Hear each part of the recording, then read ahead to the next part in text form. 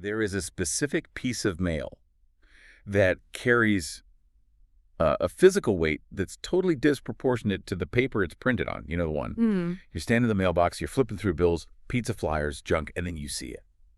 The logo. The high school mascot you haven't thought about in a decade or two or three. The invitation. The invitation. And immediately, your stomach does that little flip. It's instantaneous. Oh, yeah. It's not just, oh, a party. It's an assessment. Yeah. It's this sudden, crushing pressure to audit your entire life up to this moment. It is a universally recognized moment of panic. And what's fascinating is that on paper, it's just a social gathering. It's punch and cookies in a gymnasium. Right.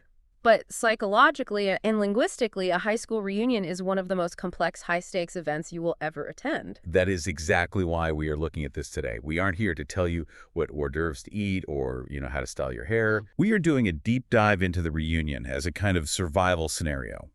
We've pulled together a massive stack of research here. We've got developmental psychology from Eric Erickson, specific breakdown data from Find a Psychologist. We've got grammar guides. And ESL library guides, social scripting strategies from forums. It's a whole toolkit. It is. We're going to decode this event through 3 specific lenses to help you survive it. So first, there's the internal game, the psychology of why we go and how our age just drastically changes the whole experience. Then the mechanics, the actual grammar and verb tenses you need to manage your past and present selves. Which is more important than you'd think, because saying I worked there versus I have worked there can completely change how successful you sound. Totally. And then finally, the social script, the small talk strategies, the idioms, even the specific intonations, the noises you make to get through it. To navigate the awkwardness without losing your mind. Think of it as a toolkit for when the past collides with the present. So let's start with that internal game, the psychology. Because that stomach drop feeling, that comes from somewhere specific. Right. And we found this breakdown from Dr. Larry Waldman that suggests not all reunions are created equal. He argues the vibe of the room changes fundamentally depending on the math, how many years have passed. So the reunion itself has a different personality at each stage. Exactly. It evolves. And his data suggests that if you are currently staring at an invite for your 10th reunion, you should proceed with extreme caution. Okay. He describes the 10th as the least well-attended, but the most pretentious. That feels intuitively true, but why? Is it just that we're young and insecure? Basically, I mean, think about where you are at 28 or 29. You're still in the proving it phase. Right. You haven't really settled into who you are yet, so you're performing adulthood. You're bringing the resume to the party.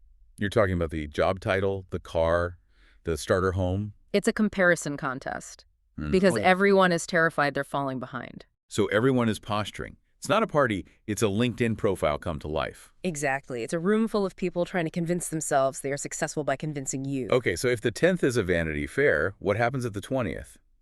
The research seems to think this is sort of the sweet spot. The 20th is usually the best attended. The vibe shifts because the life path has diversified. It's not just about careers anymore. By 38 or 39, you have people dealing with young families, others traveling the world, others starting businesses, some maybe even starting over. So the definition of success gets broader.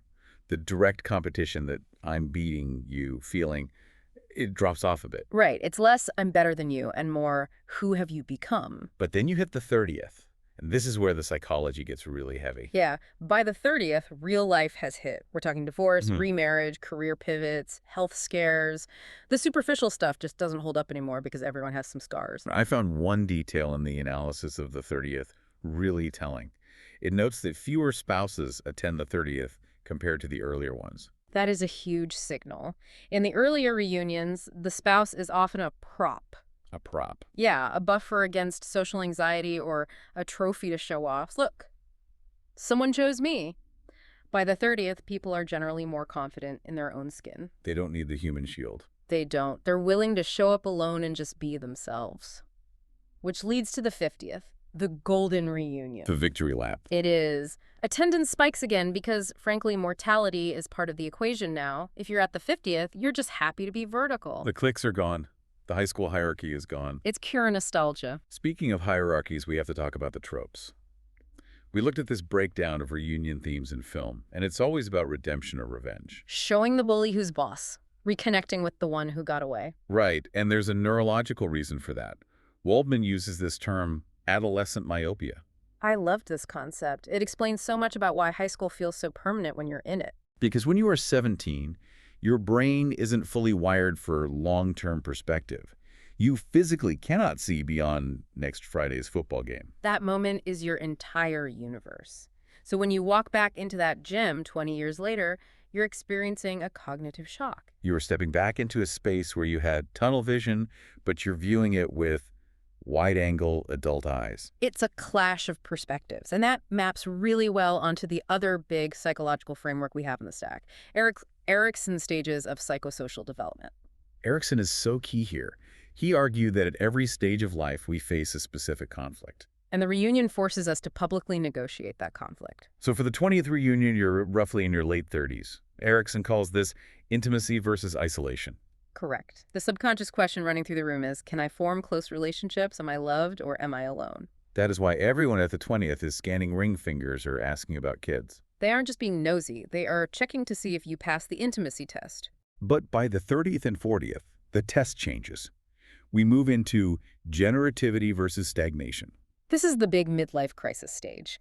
Generativity is about making your mark. The question becomes, am I creating something of value? Is my work meaningful, or am I just stuck? That feels much higher stakes than, did you get married? It is, because stagnation is a terrifying feeling. If you go to a reunion feeling stagnant, like you haven't grown or contributed, the conversation can feel like an interrogation. You feel judged not on your status, but on your utility to the world. And then finally, the 50th matches up with integrity versus despair. The final review. Did my life matter? Exactly. When you talk to people at a 50th reunion, they're often sharing stories that try to validate their existence. It's a search for wisdom. So we have all this heavy psychological baggage. We are walking into a gym, fighting off adolescent myopia, terrified of stagnation, trying to prove we have intimacy. That is a lot of pressure for a cocktail party. It is. And you can't just walk up to an old classmate and say, hello, I'm currently suffering from a crisis of generativity. Please validate my life choices. Right, you can't do that. You have to encode it. You have to use language. And this brings us to the second part of our deep dive, the grammar. I never thought I'd say this, but the grammar of a reunion is actually kind of gripping.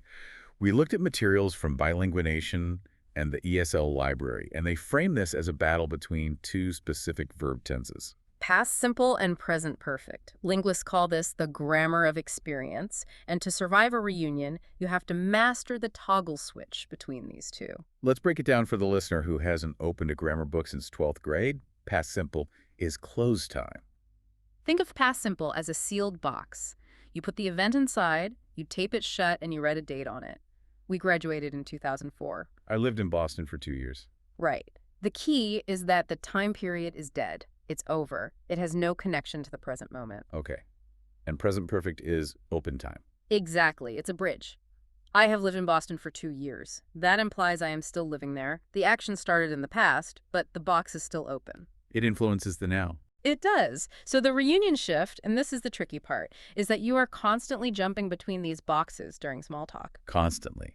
You see an old friend, you start in open time, present perfect, to establish the connection. I haven't seen you in ages. The not seeing connects right up to the second. But then to ground the relationship, you have to jump back to close time. Back to the past simple. We sat next to each other in chem lab. And if you mess this up, it gets confusing. If you say, we have sat next to each other, it sounds like you're still sitting there. Or consider the difference between I worked at Google versus I have worked at Google. Oh, that's a big one. The first one invites the question, why did you leave? Did you get fired? Whereas the second one says, I am still employed and successful. The tense dictates the narrative of your success. The sources also highlight these time markers that act like traffic signals. Since versus for. This is a classic trap. Since points to the starting line. Since 2012. And for measures the volume of time. For 10 years. You're always measuring time at a reunion. If someone asks how long you've been married and you say, since 10 years, you sound, I don't know, disjointed. You lose your authority. And there are also those little emphasis words that carry so much judgment. Already, yet, still. No, those are loaded weapons at a reunion. Have you retired yet? Ouch. That implies you look old enough to be retired. Exactly. Or are you still working at that coffee shop? The word still implies stagnation. It implies you should have moved on by now. Whereas, I have already paid off my house is a total humble brag. These tiny adverbs signal where you think you stand on the Erickson scale. There was a funny bit in one of the sources, a bingo card of irregular past participles. It made me realize that to tell your life story, you really need to have your irregular verbs locked down. It sounds trivial, but think about the pressure. You're recounting 20 years of history. Fast. I have swum in the ocean. I have driven across the country. I have chosen a different path. If you stumble and say, I have swimmed, or I have drove, You break the spell. It's the linguistic equivalent of tripping on your shoelaces. your success story hits a speed bump. Exactly. You sound less competent. So you need the psychology to understand the room, the grammar, to build your timeline. But eventually, you have to actually talk. You need a script. You do, because eventually someone is going to ask you the question, the lazy, terrifying, open-ended question. So, what have you been up to? It's the worst. Does lately mean this week?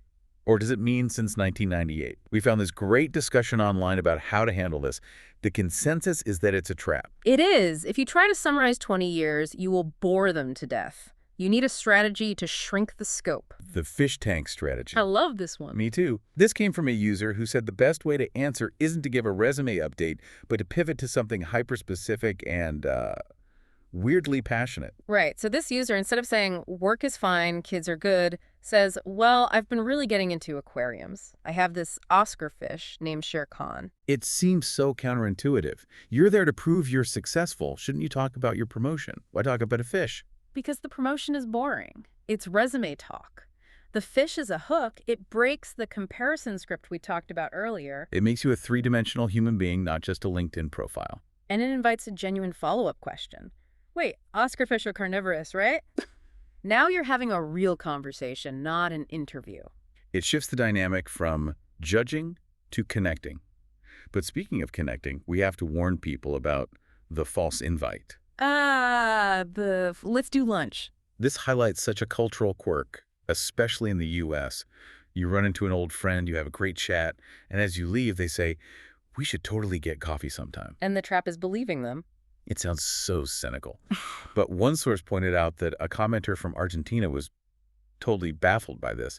In many cultures, if you say that, you pull out your calendar and you book it right there. In the context of a reunion, let's do lunch is often a phatic expression. It's a verbal wave. It signals, I have enjoyed this interaction, and I bear you no ill will. But I have no intention of seeing you again for another 10 years. It's a way to close the loop politely. And if you push for a specific date right then and there, you might actually make it awkward. You're breaking the social contract of the false invite. You have to read the room. If they reach for their phone, it might be real. If they say it while backing away toward the bar, let it go. You also need the right idioms for these interactions. ThoughtCo had a fantastic list. Obviously, long time no see is the standard. But water under the bridge is the really useful one. That's your get-out-of-jail-free card for any lingering high school drama. Right. It says, I am an adult. I am not holding on to teenage stuff. Then there's 3 sheets to the wind. Meaning very drunk. Which, going back to the anxiety we discussed, is a pretty common state at these things. It's a coping mechanism. And what about the one that hits the generativity note? Bring home the bacon. Right. It's a fascinating idiom because it lets you discuss money without discussing numbers. You don't say, I make 100K a year. You say, just working hard, trying to bring home the bacon. It signals you are a provider. You are succeeding at the generativity stage, but you're keeping it humble. And then there's face the music. That's the darker side. That's for when you have to admit the business failed or the marriage didn't work. It implies accepting consequences. So we know what to say. We know the idioms. But the sources emphasize that how you say it, the music of your voice, is just as important. Absolutely. English is a stress-timed language. The meaning isn't just in the words, it's in the pitch. And there's one specific intonation pattern that is the MVP of awkward reunion moments, the fall rise. The fall rise. This is the sound of polite hesitation. Correct. Typically, a statement falls at the end. I live in New York. That sounds final. Confident. A yes-no question rises. Do you like it? But the fall rise does both. It goes down, then up. Well, I suppose so. So in a reunion context, let's say someone asks you, are you happy being a lawyer? And the answer is complicated. If you say yes, show, you might be lying. If you say no, you're downer, so you use the fall rise. Oh, okay. That one sound does so much work, it tells the listener. I have reservations. There is more to this story, Right. but I'm too polite to dump my problems on you right now. It invites them to change the subject. It's a very sophisticated way to dodge a bullet. And on the flip side of sophistication, we have reductions. This is the difference between sounding like a textbook and sounding like a friend. If you walk in and enunciate every syllable, what are you doing again? You sound like a robot. It creates distance. To build that intimacy, you got to mash words together. What is skano? What you doing? It seems sloppy to a learner, but it's actually a signal of comfort. It's social coding. Right. Using reduction says, I am relaxed, we are peers. Hmm. If you are too formal, you signal that you feel other or superior. There was one fluency tip from the reunion guide that I absolutely loved for closing an interaction physically. Because do we hug, do we shake hands? Moment is just agonizing. The phrase is, bring it in. Bring it in. It's genius. It solves the ambiguity. You open your arms, you say, come here, bring it in. It's a command, but it's a warm one. It asserts dominance in a friendly way. It says, we are close enough for a hug, and I am making the decision for both of us so we don't have to do that awkward dance. It cuts the tension instantly. Yeah. So looking back at our stack, the reunion is really an obstacle course. It is. You're navigating the internal psychological pressure of Erickson's stages. Am I generative or stagnant? You're managing the grammatical timeline of your life, switching between the closed box of the past and the open box of the present. And you're doing it all while decoding false invites, using idioms to signal humility, and using that fall-rise intonation to avoid telling people you hate your job. It explains why we're so exhausted afterwards. It's a high-performance linguistic event. That false invite really sticks with me, though. It's such a strange social lubricant. We should do lunch. It leaves us with a bit of a challenge for the listener, I think. What's that? The next time you are at a gathering, reunion, or otherwise, and you hear those words coming out of your mouth, we should catch up soon. Stop for a second. Check your own tape. Exactly. Ask yourself, are you just following the script we talked about? Are you just being polite? Or do you actually mean it? And if you do mean it, break the script. Pull out your phone right then and there, Tuesday at noon. Put it in the calendar. See what happens to the look on their face. You'll know instantly if it was real. A terrifying experiment. I love it. Good luck with those envelopes, everyone. You'll need it. That's it for this deep dive. We'll see you next time.